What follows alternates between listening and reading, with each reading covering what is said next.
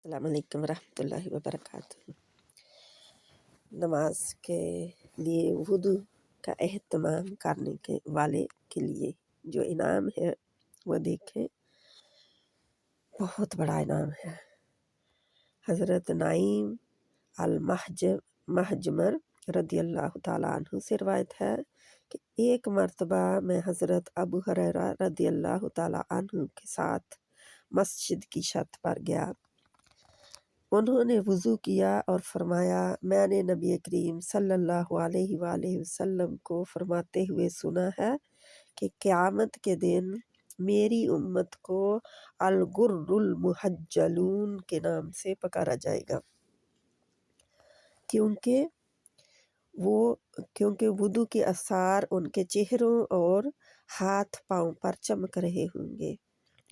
तो जिस शख्स के लिए मुमकिन हो, यानी जो कर सके कि अपनी चमक की जगह को बढ़ा ले, उसे ऐसा करना चाहिए, यानी वुदू को बाकायदगी से और मुकम्मल तरीके से अदा करे।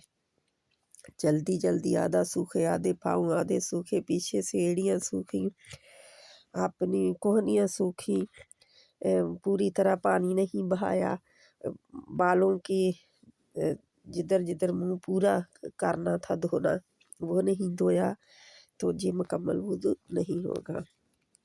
वुदू को देखे, अच्छी तरह वुदू करे। सही बुखारी की हदीस नंबर 136 है।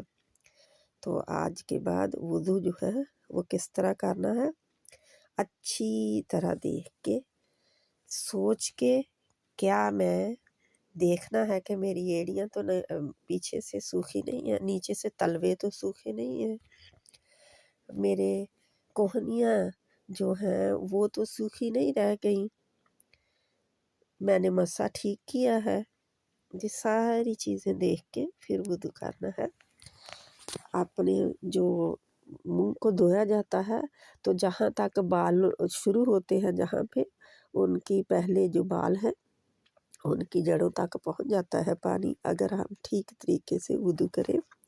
और बिल्कुल ठोड़ी के नीचे और जहाँ पे कान शुरू होते हैं वहाँ तक पानी जो है वो यानी कि पूरा मुंह जो चेहरा है पूरा धोया जाता है।